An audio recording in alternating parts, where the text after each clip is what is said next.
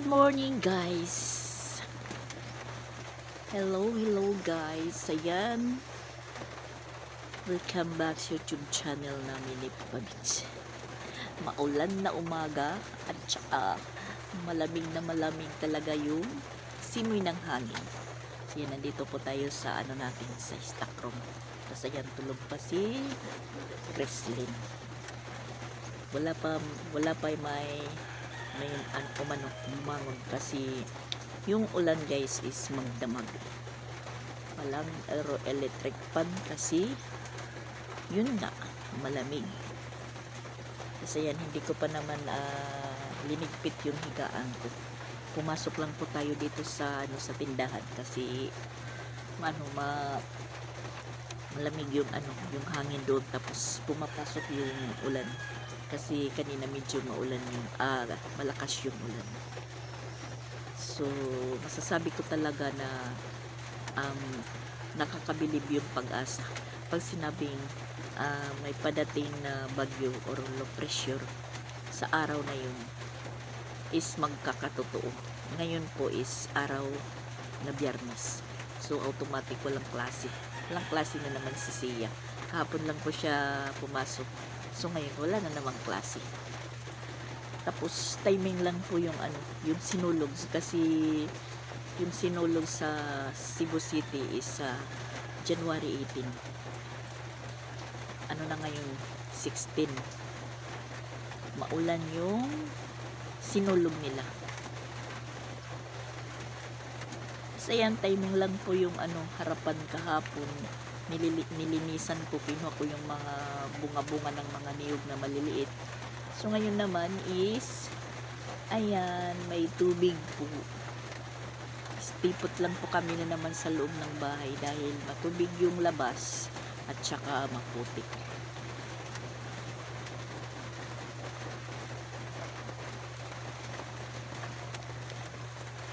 Kaya at saka guys, malangaw yun po ngayon sa amin pag araw. Ewan ko ngayon kung magmalangaw kasi yung yung banda doon talaga. Ewan ko bakit tinatapunan ng mga balat ng buko. Diyan po tinatapon. Pag nagkataon naman na umulan ng malakas tapos bumaha, so pupunta yan po sa amin. Yan, napakarami na po ng yung nakikita yung puti. Sinakos ako po yan na mga balat ng niyog.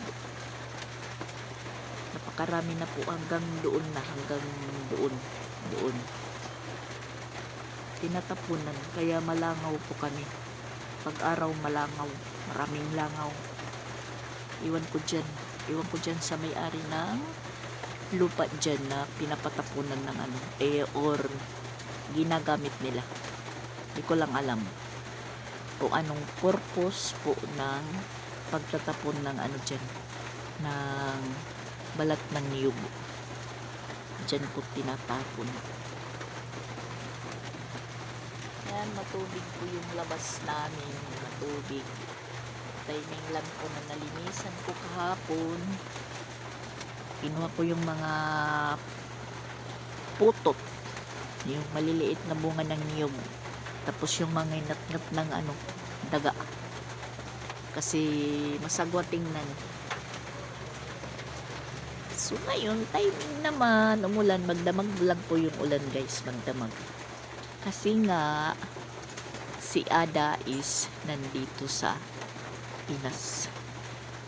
Nagbabakasyon si Ada. Tsaka kahapon nakadalawang bisis po lumindol.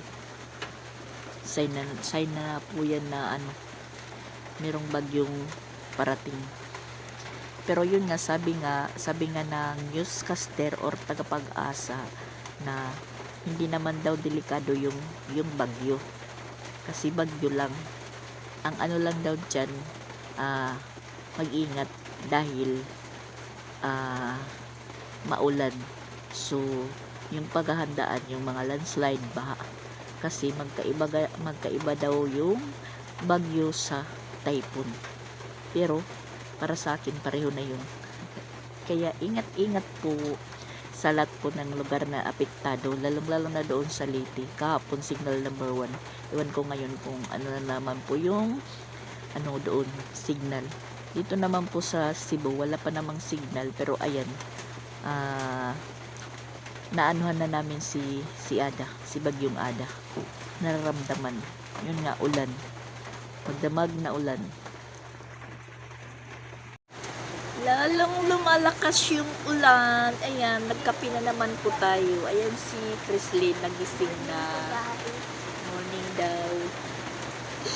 So, stay put talaga kami ngayon dito sa loob ng bahay. Lalong-lalo na po ako. Dito tayo sa stock room natin. Sasabi ko na lang pong stock room yung naging tindahan ko po kasi ayan, yung mga suotin ni Chrislyn is nandyan. Dito ko po inilagay. Lahat yan kay Chrislyn. Sinusuot niya araw-araw pag nagpa-practice. Hindi ko na tinutupi, hinahanger ko lang kasi para pag magbibihis siya, kukuha na lang tayo dyan. Tapos nilagyan ko din ng sampayan. Yan. Sampayan po para sa mga maliliit na bagay. Tulad ng underwear, bra. Kasi para po matuyo siya kaagad dahil may electric fan. Nagawa ko po yan nung nandito yung mga bakasyonista. Kasi hindi na magkasya po yung mga sampayan. Isarang portahan, isara kay Masa Kumit Piyo.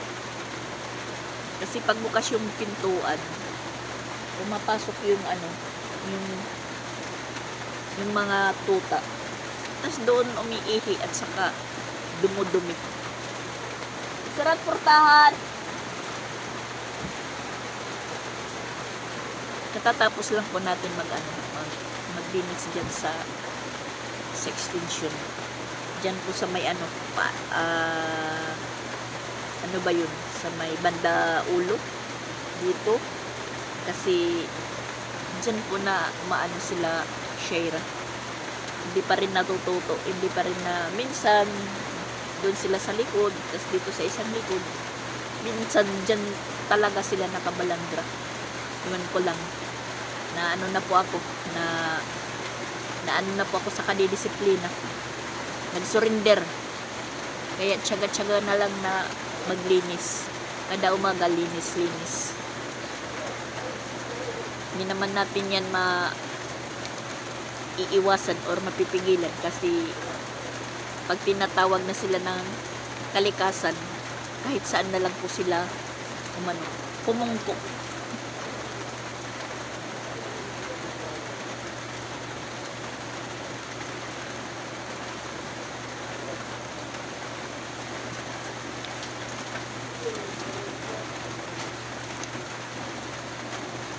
Medyo umaano nga yung ano dito, taligsik.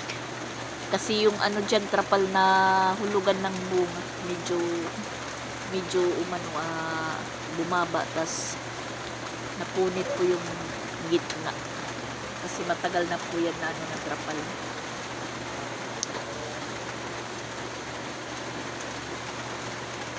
Tumutulo lang naman yan pag umuulan. Pag mainit, wala namang tulo.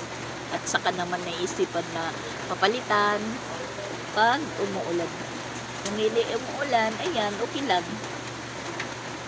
Nakikita yung mga tulo pag ano. Pero hindi na masyado naman doon kasi na ano na natin, napalitan na ng yero. Meron pang medyo tulo pero kunti na lang. Yung anuhin ko na lang, trapal din. Katulad doon kay Laros kasi nung magbakasyon po ako doon na kasama ko si Ate Sunya, nakita ko yung bahay namin as in sira na talaga. Yung pinagawa ko pong extension, bulok na po yung yero, kaya pag umuulan tumutulo. Napaisip tuloy po ako paano ko po ito umpisan ipagawa. Ayun, inidiyan na lang nila Rosan, bumili po sila ng trapal. So, nilagyan po nila ng trapal sa ibabaw na para hindi po tumulo. Yun na lang po yung ideya. Tsaka maputi yung ulan sa bukid. As in maputi yung ulan sa bukid. Sa bukid po yung malakas yung ulan. Maputi po yung banda dito. So yung mga sapa ngayon, yan, ay babaha na naman, aapaw na naman. Kagabi nga, naisipan nila Paul, Ronald, Christian na manghuli ng isda. Nagpunta po sila doon kila Bustipin, kasi si Bustipin yung isang araw, malaki po yung huli na isda. Nalibre po sila ng ulam na tinula. Tapos yun na pag-isipan nila na magpunta din doon, manghuli, mangsibot. Yung napala nila, nabasa lang po kasi ano daw, ano ba sa tawag dito, yung taob, yung malaki yung tubig, high tide, ganun. Meron silang nahuli isa. Yung mapapala lang nila daw, malulunod sila. Kasi naririnig ko yung usap-usapan nila kagabi na malapit na daw malunod yung yung isa nilang kasama. Natawa lang po ako kagabi pag uwi nila na walang dalang isda, mga basa. Kasi umuulan nga. Sabi ko naman, wala kayong mahuhuli kasi yan, tataas yung tubig. Walang mahuhuli. Kasi naingit sila kay Mustipin na isang araw, apat lang na piraso na isda, pero malaki po yung parang goldfish. Kasi kilo yung color na may di po yung ni Mustipin. So yun, sabi ko sa kanila, sakit lang po yung hinahanap niyo. Wala silang nahuli. Hiniram pa naman ni Christian yung dala nilang net, yung pupot. Hiniram nila dito sa kapitbahay, tapos yung flashlight po na pangsulo, panghuli ng isda, hiniram nila.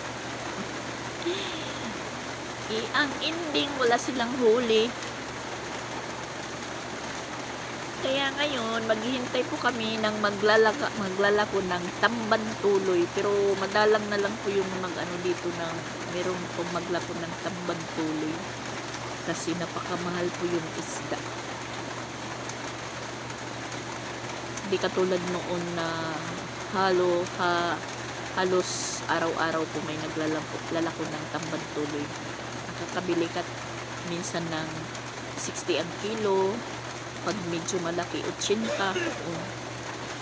Na yan na ulam, paksiw, preto, or iskabitsi na luto sa tamban tuloy. Kahapon, naghihintay po ako yung ending bulad. Kano yung nabili ko na na bulad, 6 na balot, tag-gis, 60 na.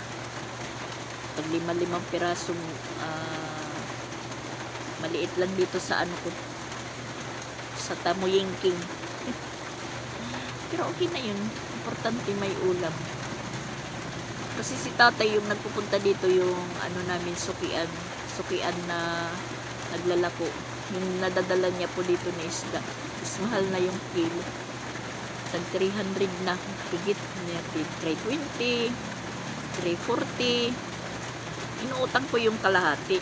Tapos, bibigyan ka ng araw na sisingilin niya. Halimbawa ngayon, utangin natin. Sa susunod na araw, magpupunta po siya dito. Kasi gagamitin niya. May babayaran daw siya. So, ginagawa ko na lang, hindi na lang po ako uutang. Kasi napuproblema ko pa. Problema ko pa kung hindi ako makabayad. Kami, sitwasyon namin dito, pag makabili kami ng ulam na masarap talaga. Kung walang pambili, ayan, ordinaryong ulam lang. Yung ginamos, lawlaw ginamos. hipon, hipon bagoong, na yung hipon bagoong, 3 klase din yung kaluto mo. Bumili po si Paul no isang araw ng hipon, isang salmonan yung lata. Pag ano na yun, sobrang 100 na po yung isang ganito, puno. 3 luto po yung nagawa namin.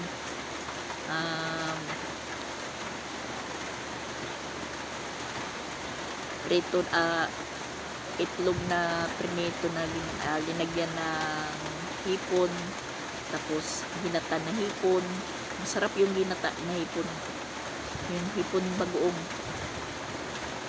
Tapos kagabi pinabili ko si Ronald ng bali 200 na baboy, pinapag Bicol Express ko siya. Tapos yung halo is yung sitaw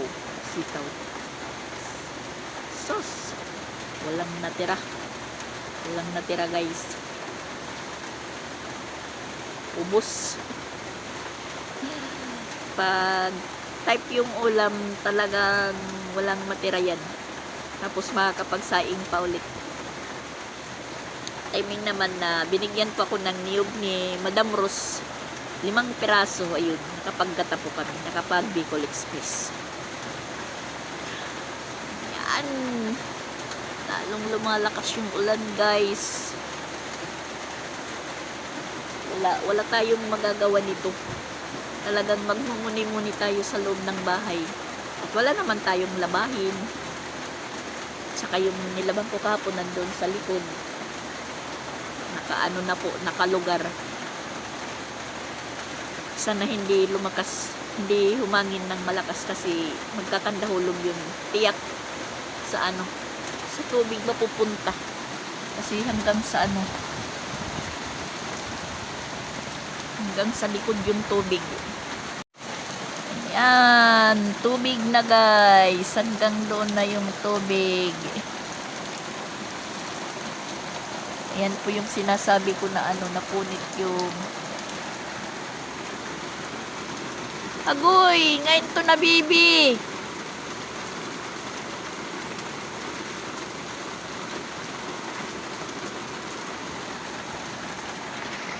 Yung bibi, inaano sa ulan. Mga hindi pa yun nag-isang buwan. Bagong panganak yung yung si Sandra. Sandra yung pangalan ng babae. Kasi sa yan nakatira sa likod nila Chandria, doon sa Payag-Payag. Siguro natutubigan na doon sa banda sa kanila. Ibinakwit muna. Tatay yung kasama. Mga pa lang yan, basta hindi pa nag-isang buwan. Bagong panganak pa lang yun. Ang liit pa. Inaano na po sa ulan. At saka in fairness, yung anak ni Alretz. Pugi na bata, pugi. Parang hindi sa tatay, kamukha. Pugi po yung anak ni Alretz. At saka buyag na. 4 months na po yan. Hindi katulad nung bagong panganak, kasi bagong anak lang ni Alretz yung anak niya. Sabi niya, ang itim-itim daw. Tapos ngayon, yung bata is maputi. Kasi si Alretz naman, nung maliit pa, maputi naman yan.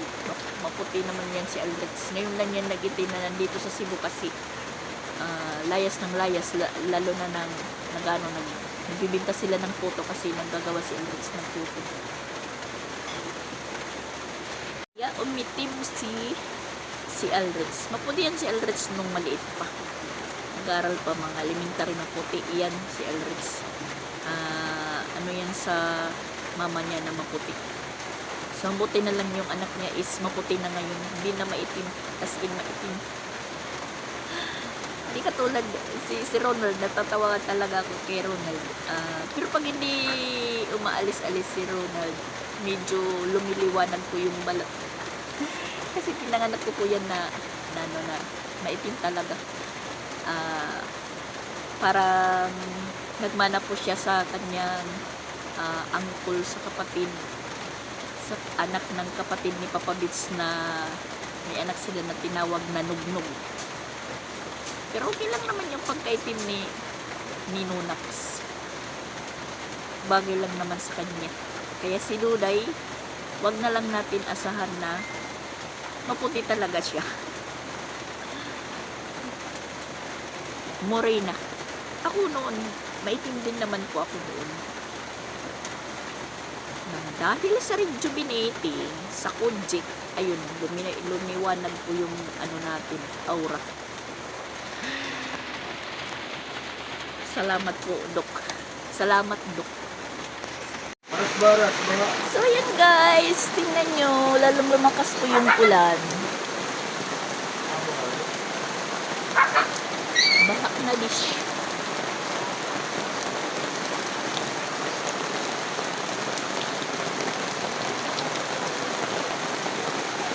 Yung magandang paligid ng isang araw, ngayon, ayan, maputik na. Tapos, masigla ngayon yung tinanim na mais ni Nanay Bing at saka ni Tatay Bing kasi umulan. At sana naman hindi mahain para hindi po ma-wash out. Sayang yung pagod nila.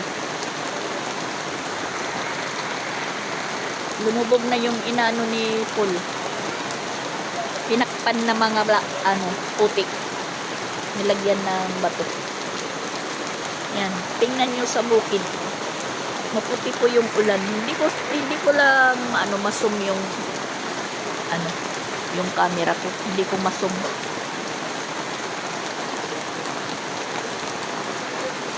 Yan, yung natin dito, tabing-tabing. Dito, hindi pa natin nalagyan ng trapal. Ayan. Yan ang purpose ko na malagyan ng trapal dito, banda, sarapan kasi para yung motor. Katulad yan, motor ni Paul, nandyan sa labas. May cover naman, hindi po na masyadong nababasa. Yung kay Papa Bits, walang cover. Mamaya, mahirapan na naman yan magpa-start or magpa-andar. At ayan, nag-run out na guys. Mabuti na lang nagpagas tayo ng tubig kasi iniisip ko pag ganitong panahon masyadong maulan, kasunod niyan is run out. So nakapagpagas tayo ng tubig sa drum. So may tubig po kami sa loob. Kasi pag hindi tayo nakapagpagas, bomba ng bomba. Kasi ano ko na yan, memorya. Pag ganitong panahon, mayroong low pressure, ulan ng ulan, pagkasunod niyan is run out. So, resulta, wala din pong wifi, walang signal, may data, walang wifi. Sana hindi po matagal yung run out para po makapag-upload po tayo. Ganyan lang yung routine ng panahon namin dito. Memorize ko na po yan. Pag ganitong panahon, may low pressure, sunod na yan is run out. So, nakapagpagas tayo kanina. Kasi pag walang tubig sa loob, mahirap. Yung CR, marumi. Pag walang tubig, kasi yung sahig kasi igib ng igib. Nababasa. Parang ayoko nang basa yung sahig at saka madumi. Kaya linis po tayo ng linis. Naka-monitor para po tayong janitress. Sunod ng sunod sa mga kilos ng mga housemate natin. Yan po yung ginagawa ko. Talagang maginaw yung simoy ng hangin. Maginaw po. Ano na po yung oras? Alas 10. Alas 10 na po yung oras. Lapit na naman magtanghali. Hindi pa po kami nag-breakfast. Iniisip pa namin po ano na naman po yung aanuhin namin ngayon. Malakas po yung hangin doon.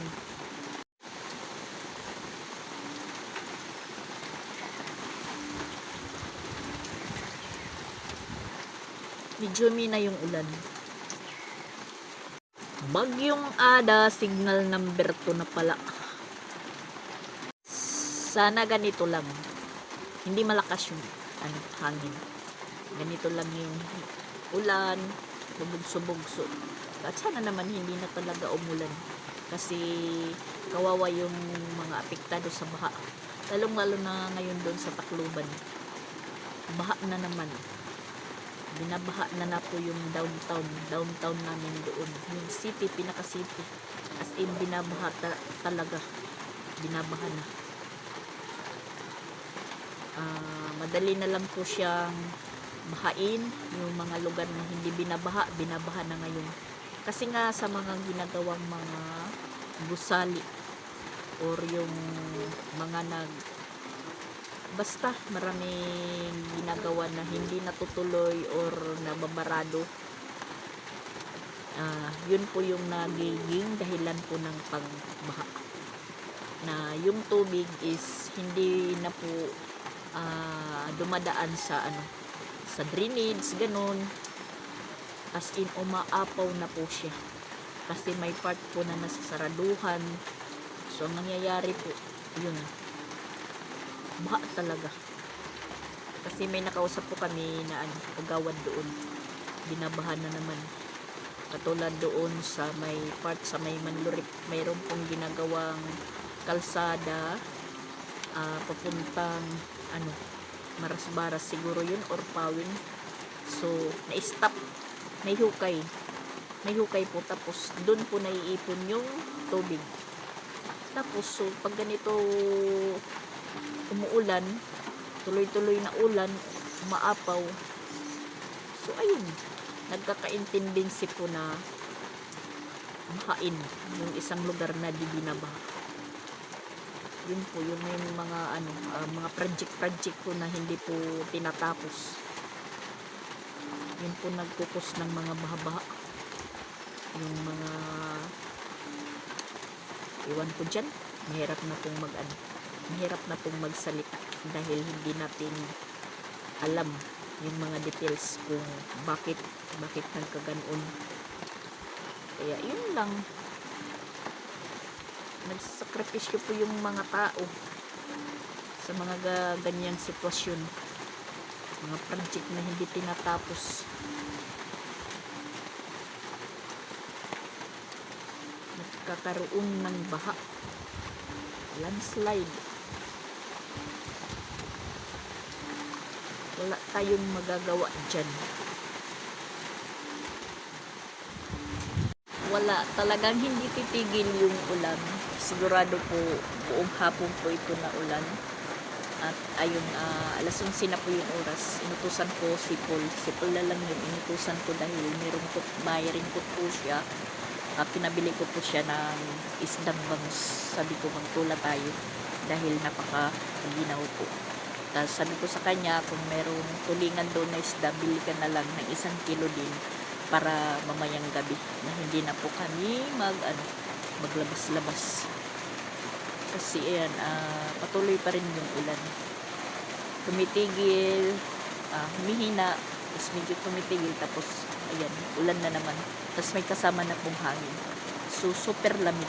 Hindi po tayo makaligo-ligo dahil malamig po yung tubig. Parang natatamad tayong maligo po, guys, dahil sa gilaw. So, ayun, nakapagsaing na po tayo. Yung hinihintay na lang po natin is yung ulam. Alas 11:30 na po yung oras, guys. Nagising tayo, mga mga alas 5. Tapos, bumangon. Pinatay ko yung mga ilaw. Tapos, balik sa paghiga. Tapos, ayun, mga bandalas 6, bumangon na tayo dahil parang kumukulo na yung tiyan ko. Tapos nagkape po tayo. Yan. Medyo pumapasok yung ulan dito pag humahangin. Pero kunti lang naman. As in, maginaw talaga. Tas naririnig ko na yung mga palaka. Nag-iingayan. Nag-ano na naman po sila, maingay. Kasi pag maulan, tas nababahaan na banda doon, nag-iingay na yung mga palaka. Tas maraming ibon na nagliliparan doon sa banda ng tinapunan ng yung ibong baling sa sayaw. Yung palipad-lipad lang. Napakadami po nila. Sayang, hindi ko lang masum yung hindi ko lang masum yung cellphone natin. At saka kung yung isa naman yung i-video natin, walang signal kasi run out pa, hindi pa nag-light. Hindi natin maipapasa. Ulan na naman. Nahihiya po ako kasi medyo nakakatulog si Paul. Tapos si Ronald din tulog. Sabi ko, huwag ka tulog ng tulog. Mamerkado ka. Bili ka ng ulam. Meron pa akong last bunot na naiipit-ipit. Binabili ko na lang po ng ulam namin. Kasi wala. Makipag-anuhan ka lang, wala naman. So last bunot na po guys. Bukas magreryado na naman po kami.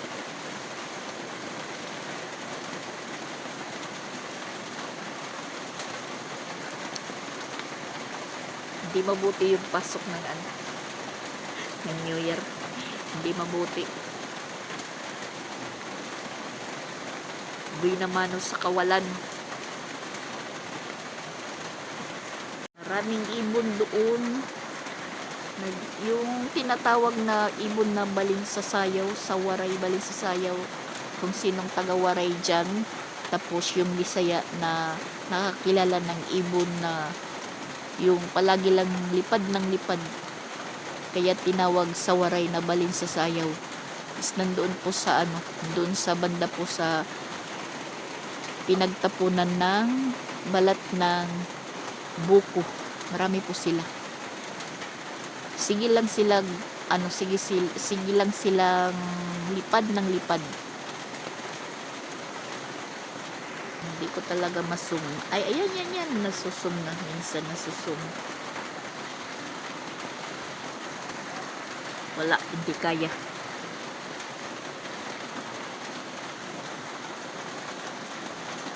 Tapos, Biyernes ko na araw ngayon, deliveran ng tubig.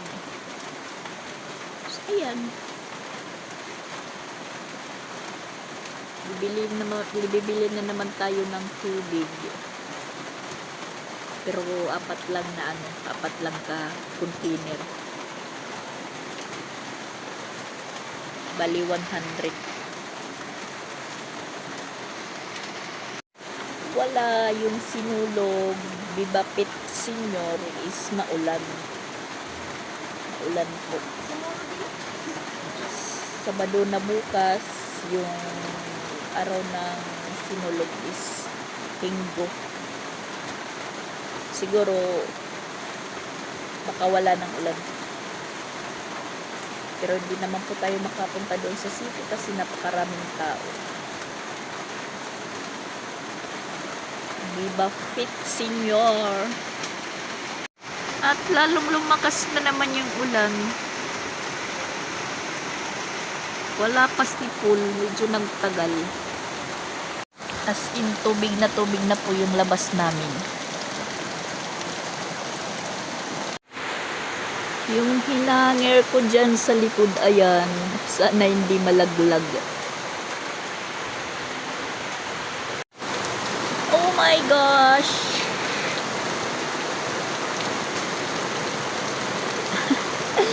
Basa yun si Paul pagdating, basa.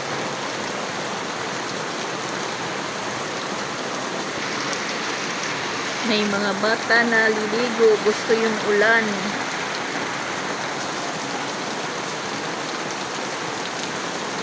Yan. Nakabike pa. Siguro mahal yung isda ngayon. Nandito na si Paul.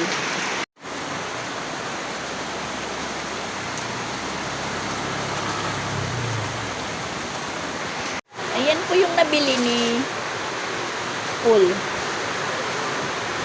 Ano yan? Tulingan.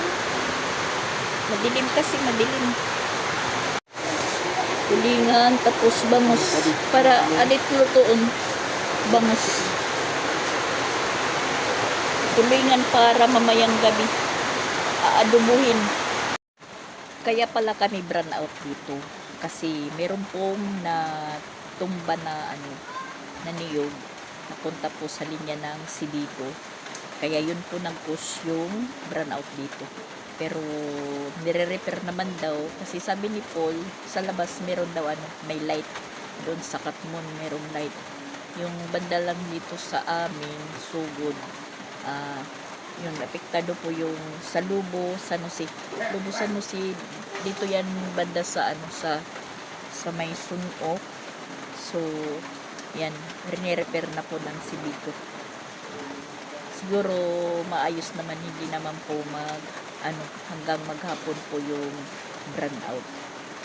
Meron lang pong niyog na natumba. Napunta po sa linya ng Sibico, kaya yun, nagkaroon po ng brown out. So ayan, tingnan natin sa loob kung nakaluto na si Ronald, kasi si Ronald po yung nagtula.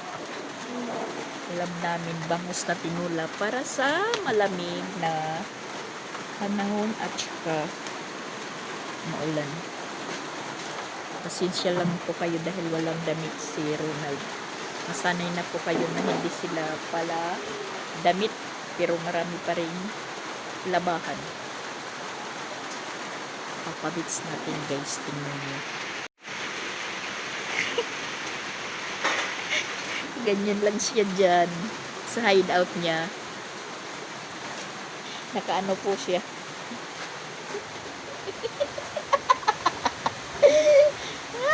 Ka-beautiful. Naka-medyas pa. Walang problema yung papabits nyo. Mga chef cook.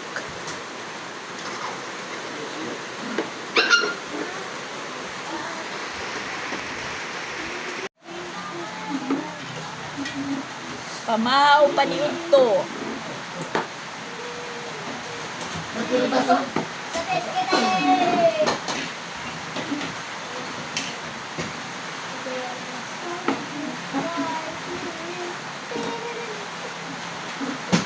May harap.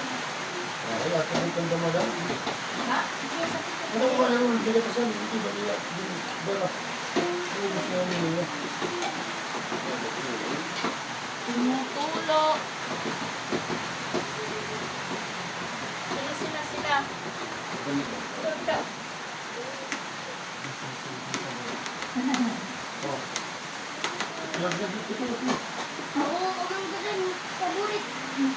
Oo, ano pagtako. Paborit. Patis. Ay. Sinola. Bamos. Sabaw niya. Yan, paboritong ulam ni Pinsoy, patis.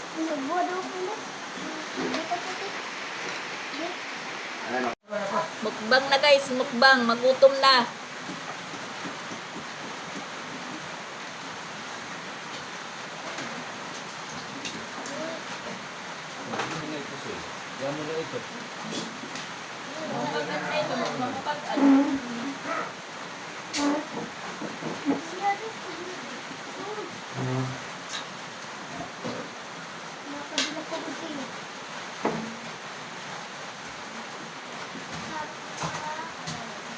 Kain tayo guys.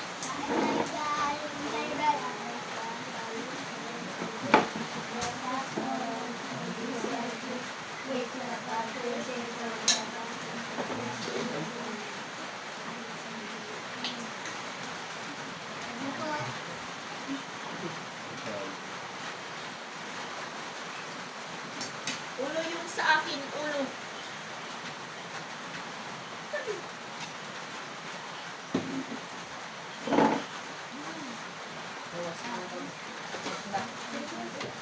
Ano?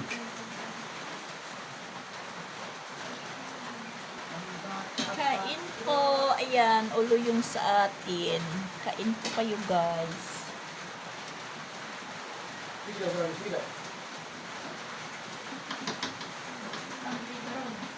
Ay, Matapon din. hupas yung turuan. Hindi.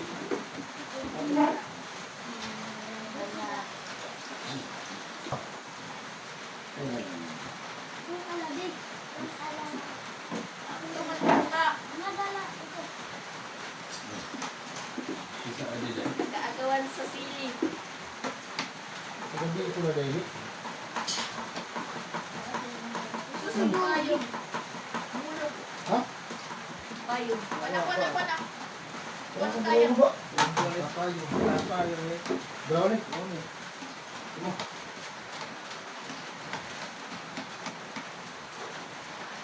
Ano mo dyan ang bumuta? Hindi ka ng pinakurat.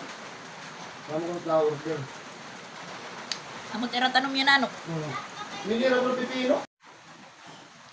Kami na lang nahuli ni Papa Bits. Yan.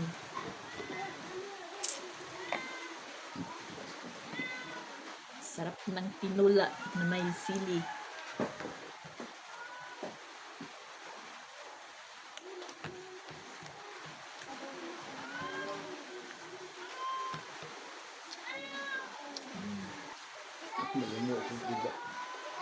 Ano?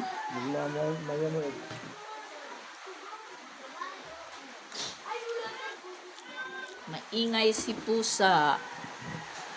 Nagugutom na din. Oy, mga bata! Mga bata! Lingkuran. Ready? Lingkuran siya.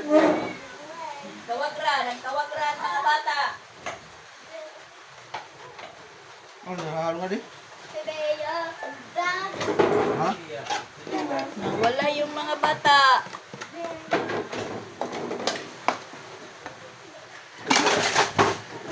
Oh, hinaya. Marurubat likuran.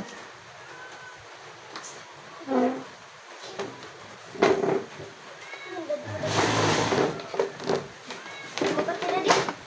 Makat.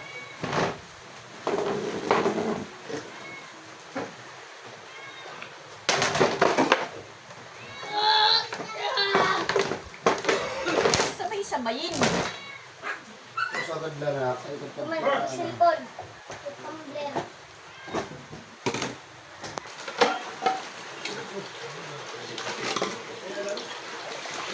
Ito po yung iniingat-ingatan ko baka mabasag.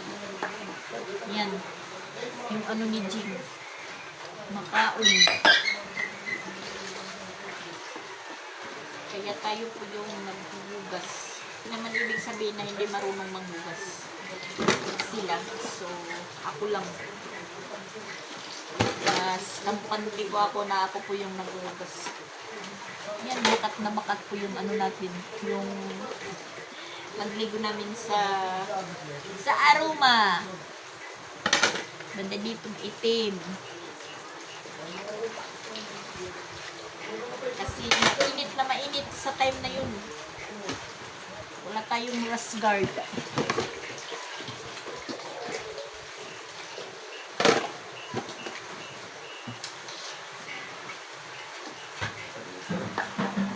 Relation na duwat.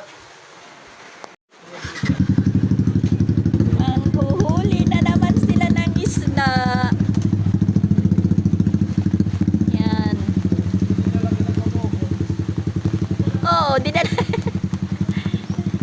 dito na lang sila manghuhuli kasi ayan. Papakain tayo sa aso.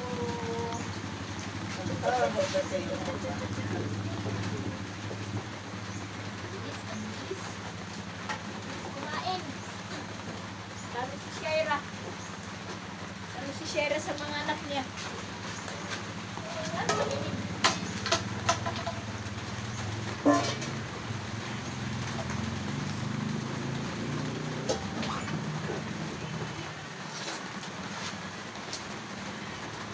Kukunin ko yung mga hinangir ko sa likod. Kasi baka magsilaglagan po. Sayang. Ganito po yung sitwasyon dito sa likod. Ayan, tingnan nyo. Ayan po.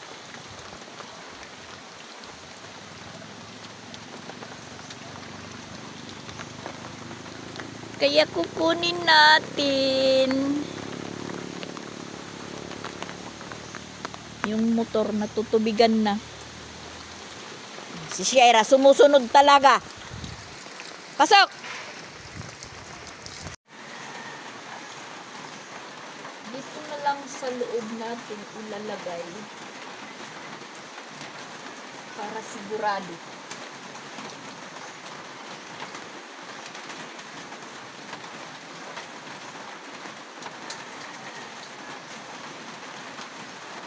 Baka magsipaglaglagan sa likod.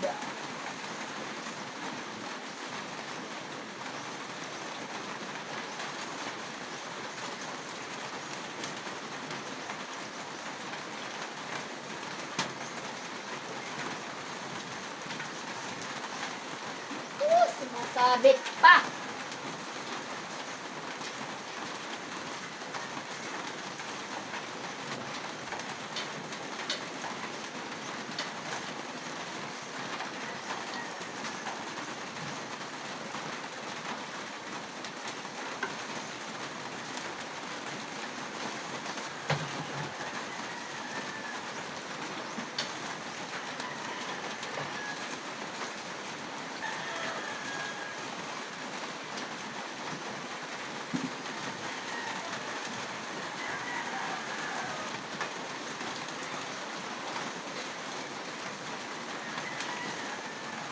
So, di ayan, tapos na natin isilong.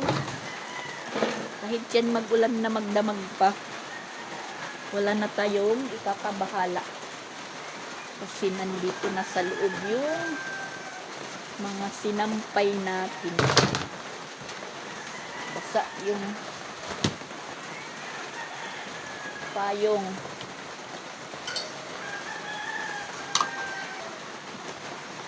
Sabitan natin para hindi mahulog.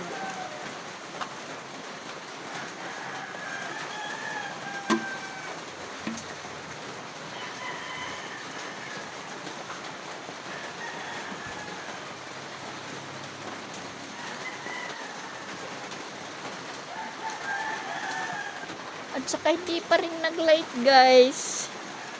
Malulubat na po tayo. Siniraduhan ko, guys, kasi pag mahangin pumapasok yung ulan.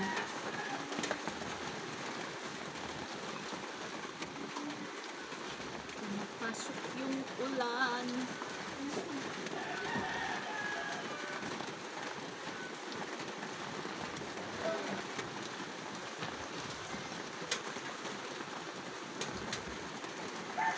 Yan. Marami na tayong sabit dito. Hindi na tayo makita. Hindi na tayo makita. Nawalan na po kami ng tubig sa loob. Andun si Sansan nag-iigib. Nag-iigib para sa CR. Naubos na. 1:15 na po yung oras. Hindi pa nagla-light. Siguro hindi pa naaayos. Hindi pa nga naaayos. Kasi wala pang light.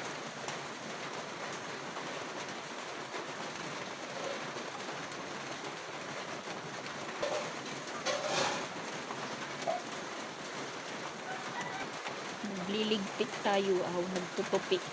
Tupi pala.